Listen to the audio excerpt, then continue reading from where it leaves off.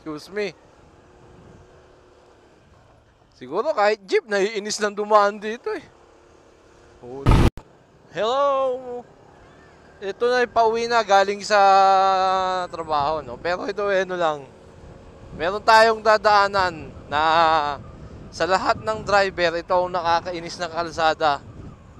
Makikita nyo lang to sa 13 Martres City. So lagi ako nadadaan dito pag gabi eh. Ngayon dahil may libre naman akong oras, daanan natin siya. Siguro sa ating mga driver, lalo na sa mga nakakotse, ang pinaka nakakainis daanan eh yung may humps na mataas. So paano kaya kapag ang humps eh bawat bahay meron? Tara, daanan natin yan. Let's go! Eto na! Isa! Bawat kanto may humps eh. Ay, dalawa. Aray ko. Ay, tatlo. Ano to eh, bawat dalawang linya may humps. Nahiya pa sa isang linya. Dapat ginagyan nyo na ng humps lahat. Excuse me. Yan. Ang daming... Siguro kahit jeep, naiinis lang dumaan dito eh.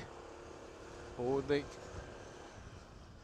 ano kaya ang purpose nila? Ba't ganito karami yung humps? Yeah. Okay, tapos na. Ang lugar na napakaraming humps. Parang ayaw ng padaanan, sobrang dami. So, dyan natin tatapusin yung ating mixing video para sa inyong lahat. Ang pinaka maraming humps dito sa 13 na kalsada. Hindi ko rin alam kung anong purpose niyan eh. Sana enlighten nyo ako sa comment section. No? Pwede ka naman kasi magkabit ng humps. Pero kung ganun karami, ewan, anong sense nun? Hindi ko magets.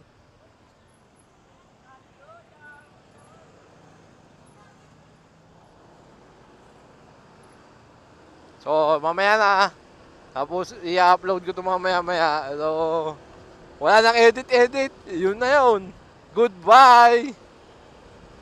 At sa aming Facebook page. So, para sa mga content like this, so follow and subscribe lang kayo sa aming channel. Maraming salamat po.